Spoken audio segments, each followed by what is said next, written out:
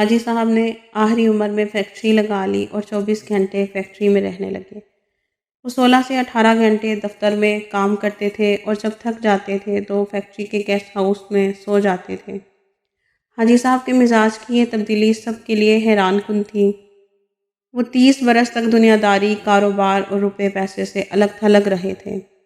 انہوں نے یہ عرصہ عبادت اور ریاضت میں گزارا تھا اور اللہ تعالیٰ نے انہیں اس ریاضت کا بڑا خوبصورت صلہ دیا تھا۔ وہ اندر سے روشن ہو گئے تھے۔ وہ صبح 8 بجے اپنی بیٹھک کھولتے اور رات گئے تک ان کے ارد گرد لوگوں کا مجمع رہتا تھا۔ لوگ اپنی حاجت لے کر ان کے پاس آتے تھے۔ وہ ان کے لیے دعا کا ہاتھ بلند کرتے تھے اور اللہ تعالیٰ سائل کے مسائل حل فرما دیتا تھا۔ اللہ تعالیٰ نے ان کی دعاؤں کو قبولیت سے سرفراز کر رکھا تھا، لیکن پھر اچانک حاجی صاحب کی زندگی نے پلٹا کھایا۔ وہ ایک دن اپنی گدی سے اٹھے، بیٹھک بند کی، اپنے بیٹوں سے سرمایہ لیا اور گارمنٹس کی ایک درمیانے درجے کی فیکٹری لگا لی۔ انہوں نے اس فیکٹری میں 500 خواتین رکھیں۔ خود اپنے ہاتھوں سے یورپی خواتین کے لیے کپڑوں کے نئے ڈیزائن بنائے۔ یہ ڈیزائن یورپ بھجوائے، باہر سے آرڈر آئے اور حاجی صاحب نے مال بنوانا شروع کر دیا۔ یہ ان کی فیکٹری چل نکلی اور حاجی صاحب دونوں ہاتھوں سے ڈالر سمیٹنے لگے۔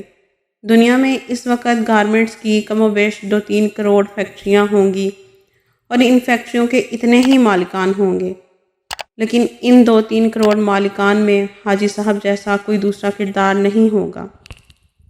پوری دنیا میں لوگ بڑھاپے تک کاروبار کرتے ہیں اور بعد ازاں روپے پیسے اور اکاؤنٹ سے طائب ہو کر اللہ اللہ شروع کر دیتے ہیں، لیکن حاجی صاحب ان سے بالکل الٹ ہیں۔ انہوں نے 35 سال کی عمر میں کاروبار چھوڑا، اللہ سے لو لگائی، لیکن جب وہ اللہ کے قریب ہو گئے تو انہوں نے اچانک اپنی آباد خانگاہ چھوڑی اور مکروہات کے گڑھے میں چھلانگ لگا دی۔ وہ دنیا کے واحد بزنس مین ہیں جو فیکٹری سے درگاہ تک گئے تھے اور پھر درگاہ سے واپس فیکٹری پر آ گئے۔ حاجی صاحب کی کہانی ایک کتے سے شروع ہوئی تھی اور ایک کتے پر ختم ہوئی۔ حاجی صاحب کی گارمنٹس کی فیکٹری تھی۔ حاجی صاحب صبح صبح فیکٹری چلے جاتے اور رات گئے تک کام کرتے تھے۔ ایک دن وہ فیکٹری پہنچتے تو انہوں نے دیکھا کہ ایک درمیانے قد کاٹ کا کتا گھسٹ گھسٹ کر ان کے گودام میں داخل ہو رہا تھا۔ حاجی صاحب نے غور کیا تو پتہ چلا کہ کتا شدید زخمی ہے۔ شاید وہ کسی گاڑی کے نیچے آ گیا تھا جس کے باعث اس کی 3 ٹانگیں ٹوٹ گئی تھیں اور وہ صرف ایک ٹانگ کے ذریعے اپنے جسم کو گھسیٹ کر ان کے گودام تک پہنچا تھا۔ حاجی صاحب کو کتے پر بڑا رحم آیا۔ انہوں نے سوچا وہ کتے کو جانوروں کے کسی ڈاکٹر کے پاس لے جاتے ہیں اور اس کا علاج کراتے ہیں، اور جب کتا ٹھیک ہو جائے گا تو وہ اسے گلی میں چھوڑ دیں گے۔ حاجی صاحب نے ڈاکٹر سے رابطے کے لیے فون اٹھایا، لیکن نمبر ملانے سے قبل ان کے دل میں ایک انوکھا خیال آیا اور حاجی صاحب نے فون واپس رکھ دیا۔ حاجی صاحب نے سوچا کہ کتا شدید زخمی ہے، اس کی 3 ٹانگیں ٹوٹ چکی ہیں، اس کا جبڑا زخمی ہے اور پیٹ پر بھی چوٹ کا نشان ہے، چنانچہ کتا روزی روٹی کا بندوبست نہیں کر سکتا۔ حاجی صاحب نے سوچا اب دیکھنا یہ ہے کہ قدرت اس کتے کی خوراک کا بندوبست کیسے کرتی ہے۔ حاجی صاحب نے مشاہدے کا فیصلہ کیا اور چپ چاپ بیٹھ گئے۔ وہ کتا سارا دن گودام میں پڑا رہا۔ شام کو جب اندھیرا پھیلنے لگا تو حاجی صاحب نے دیکھا ان کی فیکٹری کے گیٹ کے نیچے سے ایک دوسرا کتا اندر داخل ہوا۔ کتے کے منہ میں ایک لمبی سی بوٹی تھی۔ کتا چھپتے چھپاتے گودام تک پہنچا، زخمی کتے کے قریب آیا، اس نے پاؤں سے زخمی کتے کو جگایا اور بوٹی اس کے منہ میں دے دی۔ زخمی کتے کا جبڑا حرکت نہیں کر پا رہا تھا، چنانچہ اس نے بوٹی واپس اگل دی۔ صحت مند کتے نے بوٹی اٹھا کر اپنے منہ میں ڈالی، بوٹی چبائی۔ جب وہ اچھی طرح نرم ہو گئی تو اس نے بوٹی کا لقمہ سا بنا کر زخمی کتے کے منہ میں دے دیا۔ زخمی کتا بوٹی نگل گیا۔ اس کے بعد وہ کتا گودام سے باہر آیا، اس نے پانی کے ہوز میں اپنی دم گیلی کی، واپس گیا اور دم زخمی کتے کے منہ میں دے دی۔ زخمی کتے نے صحت مند کتے کی دم چوس لی۔ صحت مند کتا اس کارروائی کے بعد اطمینان سے واپس چلا گیا۔ حاجی صاحب مسکرا پڑے۔ اس کے بعد یہ کھیل روزانہ ہونے لگا۔ روزانہ کتا آتا اور زخمی کتے کو بوٹی کھلاتا، پانی پلاتا اور چلے جاتا۔ حاجی صاحب کئی دنوں تک یہ کھیل دیکھتے رہے۔ ایک دن حاجی صاحب نے اپنے آپ سے پوچھا، وہ قدرت جو اس زخمی کتے کو رزق فراہم کر رہی ہے، کیا وہ مجھے 2 وقت کی روٹی نہیں دے گی؟ سوال بہت دلچسپ تھا۔ حاجی صاحب رات تک اس سوال کا جواب تلاش کرتے رہے، یہاں تک کہ وہ توکل کی حقیقت بھانپ گئے۔ انہوں نے فیکٹری اپنے بھائی کے حوالے کی اور تارک الدنیا ہو گئے۔ وہ مہینے میں 30 دن روزے رکھتے اور صبح صادق سے اگلی صبح کاذب تک رکوع سجود کرتے۔ وہ برسوں اللہ کے دربار میں کھڑے رہے۔ اس عرصے میں اللہ انہیں رزق بھی دیتا اور ان کی دعاؤں کو قبولیت بھی، یہاں تک کہ وہ صوفی بابا کے نام سے مشہور ہو گئے اور لوگ ان کے پاؤں کی ہاک کا تعویذ بنا کر گلے میں ڈالنے لگے۔ لیکن پھر ایک دوسرا واقعہ پیش آیا اور صوفی بابا دوبارہ حاجی صاحب ہو گئے۔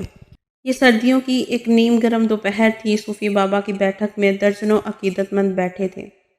صوفی بابا ان کے ساتھ روحانیت کے رموز پر بات چیت کر رہے تھے۔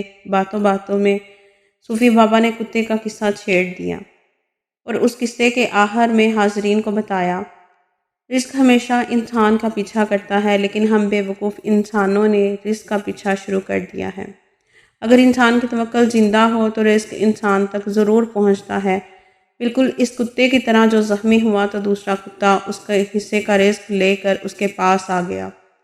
میں نے اس زخمی کتے سے توکل سیکھی، میں نے دنیا داری ترک کی اور اللہ کی راہ میں نکل آیا۔ آج اس راہ کا انعام ہے، میں آپ کے درمیان بیٹھا ہوں۔ ان 30 برسوں میں کوئی ایسا دن نہیں گزرا جب اللہ تعالیٰ نے کسی نہ کسی وسیلے سے مجھے رزق نہ دیا ہو یا میں کسی رات بھوکا سویا ہوں۔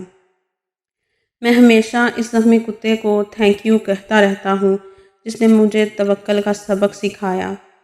صوفی بابا کی محفل میں ایک نوجوان پروفیسر بھی بیٹھا تھا۔ پروفیسر نے جینز پہن رکھی تھی اور اس کے کان میں MP3 کے ایئر فون لگا تھا۔ پروفیسر نے ایئر فون اتارا اور کہا لگا کر بولا، صوفی بابا، ان دونوں کتوں میں افضل زخمی کتا نہیں تھا، بلکہ وہ کتا تھا جو روز شام کو زخمی کتے کو بوٹی چبا کر گلاتا تھا اور اپنی گیلی دم سے اس کو پانی پلاتا اور اس کی پیاس بجھاتا تھا۔ کاش آپ نے زخمی کتے کے توکل کی بجائے صحت مند کتے کی خدمت، قربانی اور اثار پر توجہ دی ہوتی تو آج آپ کی فیکٹری 500-600 لوگوں کا چولہا جلا رہی ہوتی۔ صوفی بابا کو پسینہ آ گیا۔ نوجوان پروفیسر بولا، صوفی بابا، اوپر والا ہاتھ نیچے والے ہاتھ سے افضل ہوتا ہے۔ وہ صحت مند کتا اوپر والا ہاتھ تھا جبکہ زخمی کتا نیچے والا۔ افسوس آپ نے نیچے والا ہاتھ تو دیکھ لیا لیکن آپ کو اوپر والا ہاتھ نظر نہ آیا۔ میرا خیال ہے کہ آپ کا یہ سارا تصوف اور سارا توکل خود غرضی پر مبنی ہے، کیونکہ ایک صحیح بزنس مین 10,000 نکمے اور بے ہنر درویشوں سے بہتر ہوتا ہے۔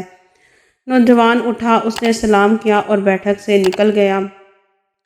حاجی صاحب نے 2 نفل پڑھے، بیٹھک کا تالا لگایا اور فیکٹری کھول لی۔ اب وہ عبادت بھی کرتے ہیں اور کاروبار بھی۔